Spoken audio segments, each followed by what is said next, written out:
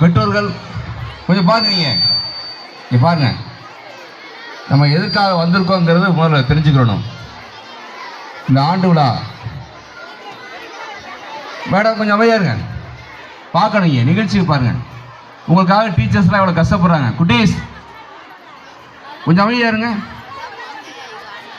பாருங்க, உங்களுக்காக டீச்சர்ஸு ஹெச்எம்லாம் எவ்வளோ கஷ்டப்பட்டுருக்காங்க. அதனால் கேட்கணும் என்ன எதுக்காக இந்த நிகழ்ச்சி நடத்துகிறேங்கிறத. ரைட் குட்டீஸ், பெற்றோர்களே கொஞ்சம் அமைதியாக இருங்க. ரைட், இனிய மாலை வணக்கம்.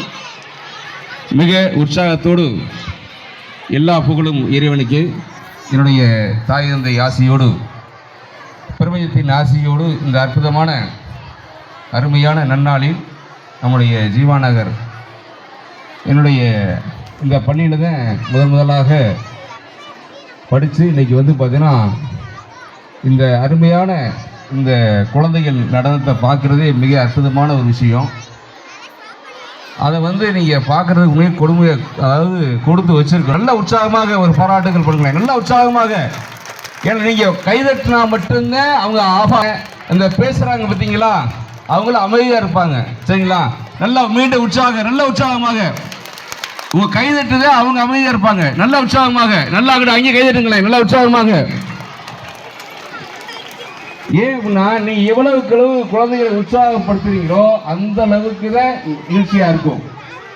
ரைட், நம்முடைய ஜீவாநகர் தொடக்கப்பள்ளி மிக அற்புதமாக இந்த நிகழ்ச்சியை நடத்தி கொண்டிருக்கும் நம்முடைய தலைமை ஆசிரியர் திருமதி ரூபி சாந்தா குமாரி அவர்களும் மற்றும் நம்முடைய எஸ்என்வி தர்மராஜ் சார் தலைமை ஆசிரியர் அவர்களுக்கும், நம்முடைய வட்டார கல்வி அலுவலர் திருமதி ஜெயா மேடம் அவர்களுக்கும், நம்முடைய அருமை சகோதரர் ஜிவர்களுக்கும், நம்முடைய எனக்கு உறுதுணையாகக்கூடிய முகமது ஹபீப் ரகுமான் அவர்களுக்கும், நம்முடைய அருமை சகோதரர் ராமச்சந்திரன் அவர்களுக்கும், மற்றும் நம்முடைய நகர்மன்ற உறுப்பினர் அண்ணன் சீனிவாசன் அவர்களுக்கும், மற்றும் வருகை தரக்கூடிய சட்டமன்ற உறுப்பினர் மற்றும் நகர்மன்ற தலைவர்களுக்கும் நன்றி தெரிவித்துக் கொண்டு, இந்த நிகழ்ச்சிக்கு மிக உறுதுணையாக இருக்கக்கூடிய நம்முடைய நன்றியை தெரிவிச்சுக்கல. உற்சாகமாக ஒரு 5 நிமிஷம் தான் பேசுகிறேன். சரிங்களா, உங்களுக்காக மட்டும்தான் நான் பேச போகிறேன்.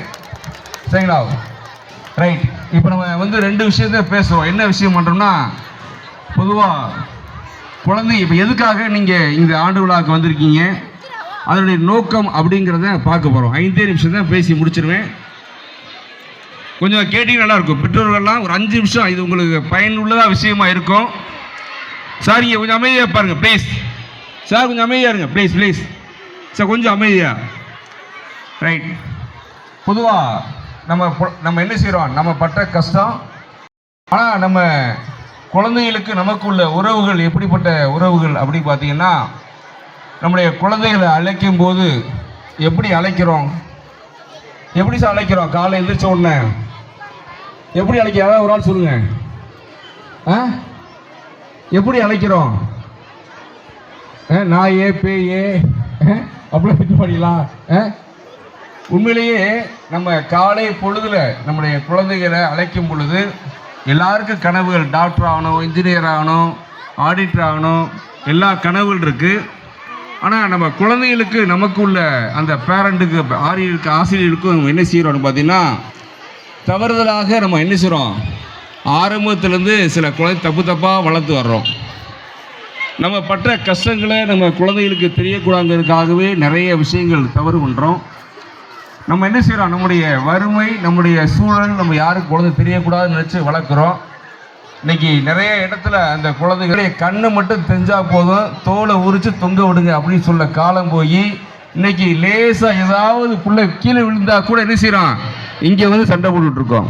அதனால் தயவு செய்து அந்த பழக்க வழக்கத்தெல்லாம் மாற்றிக்கிடுங்க.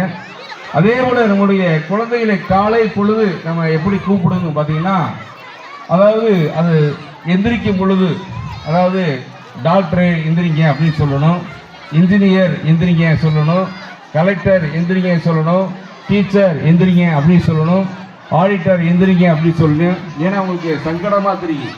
ஆனால் நம்ம ஃபுல்லாக டாக்டர் ஆகணும், இன்ஜினியர் தான், அதுக்காக நிறைய நம்ம இந்த மாதிரி அருமையான பள்ளியை விட்டுட்டு ப்ரைவேட் ஸ்கூல்ல காசை கூட்டி சேர்த்துட்டு இருக்கோம்.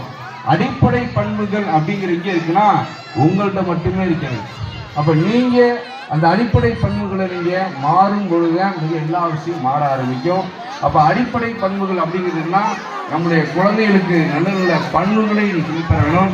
இன்னைக்கு என்ன அப்படின்னு பார்த்தீங்கன்னா, எதை வச்சு உங்களுடைய குழந்தைகளுடைய எதிர்காலம் நிர்ணயிக்குது பார்த்தீங்கன்னா ஒரே ஒரு விஷயம்தான், எண்ணங்களை வச்சுதான் காலம் நிர்ணயிக்குது. இன்னைக்கு உள்ள காலகட்டத்தில் ரெண்டே விஷயம்தான், நம்ம வாழ்ந்த வாழ்க்கையெல்லாம் கிடையாது. இன்னைக்கு வரக்கூடிய குழந்தைகளுடைய எதிர்காலம் அப்படிங்கிறது மிகப்பெரிய கேள்விக்குறியா இருக்கு. என்ன அப்படி பார்த்தீங்கன்னா, இனிமே இந்த உலகம் எதை நோக்கி இருக்கு பார்த்தீங்கன்னா, ஆரோக்கியத்துடைய செயல்பாடுகள் இருக்கு. நம்ம என்ன செய்கிறோம் பார்த்தீங்கன்னா, இன்னைக்கு நம்ம கெமிக்கல் கலந்த ஃபுட்டை நம்ம ஆரோக்கிக்கிறோம். அதே போல் நமக்கு செய்ய வேண்டிய விஷயம் பார்த்தீங்கன்னா, அந்த ஃபோன் ஆண்ட்ராய்டு ஃபோனை கொடுத்து குழந்தைகளுக்கு கண்களை பாதிக்கிற அளவுக்கு நீங்கள் உருவாக்கிறீங்க. இலவசமாக நம்ம என்ன செய்கிறோம், நோய்களை இன்றைக்கி எல்லாமே விலைக்கு வாங்கிட்டுருங்க. அதனால் மீண்டும் சொல்கிறேன், நேரம் கருதி நம்ம பார்த்தோன்னா குழந்தைகள்கிட்ட நீங்கள் எப்படி பேச வேண்டும் அப்படிங்கிற இருக்குது. அதே போல் தயவு செய்து பகைமையை உருவாக்காதீங்க. மற்ற குழந்தைகளுக்கும் பகைமையை உருவாக்காதீங்க, கம்பேர் பண்ணாதீங்க. அதே போல் பார்த்தீங்கன்னா, நீங்கள் கூப்பிடக்கூடிய அந்த வார்த்தைகள் அதை வச்சு தான் அந்த குழந்தைகளுடைய எதிர்காலம் இருக்குது. அதனால் மீண்டும் அற்புதமான எனக்கு இந்த பழைய மாணவர் அப்படிங்கிற முறையில் எனக்கு வாய்ப்பளித்து மிகப்பெரிய பாக்கியமாக நினைக்கிறேன். ஏன் அப்படின்னா, நாங்கள் படித்த இங்கே பயிலும்போது இங்கே ஒரே ஒரு 2 குடிசை மட்டும்தான் இருந்துச்சு. 5 வாத்தியாரர் இருந்தாங்க, 36 வீடு இருந்தாங்க. வெளிநாடு எத்தனையோ பேர் இருக்காங்க, அவங்கெல்லாம் இந்த மாதிரி பள்ளியில் படிச்சிருக்காங்க. அதனால் அனைவருமே எல்லாருமே இந்தியாவினுடைய எதிர்கால தூண்கள். இங்கே உள்ளவங்க கலெக்டர் ஆகலாம், இன்ஜினியர் ஆகலாம், டாக்டர் ஆகலாம், ஏன் இந்த நாட்டினுடைய ஒரு பிரதமர் ஜனாதிபதியோடு வரலாம். அதற்கு மிகப்பெரிய காரணகர்த்தா யார் அப்படின்னா பெற்றோர்கள் மட்டுமே. ஏன்னா பெற்றோர்கள் நீங்கள் எந்த மாதிரி நீங்கள் அந்த குழந்தைகளை வளர்க்குறீங்களோ அந்த அளவுக்கு தான் உங்களுடைய வாழ்க்கை தரம் உயரும். அதனால் தயவு செய்து நேற்று வரைக்கும் நீங்கள் எப்படி இருந்தாலும் சரி, இனிமே நீங்கள் தயவுசெய்து 3 விஷயம் பண்ணாதீங்க. பகைமையை குழந்தைகளுக்கு சொல்லித்தராதீங்க, அதை கம்பேர் பண்ண விடாதீங்க. அடுத்த குழந்தைகளும் அடுத்த கம்பேர் பண்ண விடாதீங்க. அதே போல் வெளிநாட்டில், அதாவது வெளியில தின்பண்டங்களை வாங்கி கொடுக்காதீங்க. அதே போல் ஃபோன் அப்படிங்கிற விஷயம் பார்த்தீங்கன்னா அதை பார்க்க விடாதீங்க. எதெல்லாம் நல்ல விஷயங்களும் இருக்கோ, இன்றைக்கி நம்ம அந்த உலகமே பார்த்தீங்கன்னா இந்த பிரபஞ்சம் எதுக்கு நம்ம மகிழ்ச்சியாக வாழ்வதற்கு தான் படைச்சிருக்கு. ஆனால் இன்றைக்கி என்ன செஞ்சுருக்கோம், இலவசமாக நம்ம நோயை விலைக்கு வாங்கிட்டு இருக்கோம். அதனால் தயவு செய்து அன்பு சொந்தங்களே, அன்பு பெற்றோர்களே, மீண்டும் உற்சாகத்தோடு இந்த அருமையான நிகழ்ச்சி நடந்திருக்காங்க. அவங்களுக்கு நீங்கள் மிகப்பெரிய ஆசிரியர் பெருமக்களுக்கும் தலைமை ஆசிரியருக்கும் மிகப்பெரிய உற்சாகத்தோடு மிகப்பெரிய பாராட்டுகளோடு விடைபெறுகிறேன். நன்றி வணக்கம். தேங்க்யூ.